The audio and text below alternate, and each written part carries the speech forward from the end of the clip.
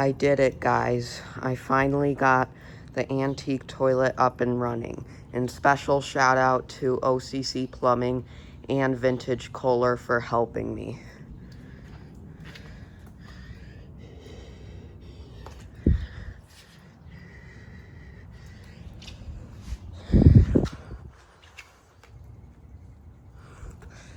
So OCC Plumbing, aka Owen, he told me to stack up bricks onto the tank. Now, I only have 2 cinder blocks, so I found other things what I could set up with.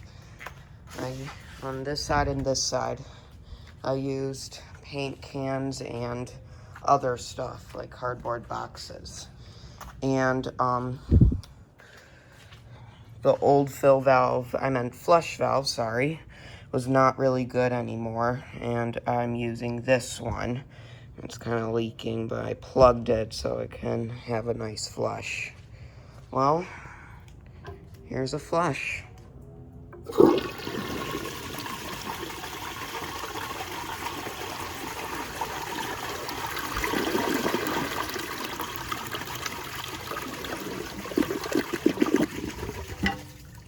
Amazing. Absolutely amazing toilet.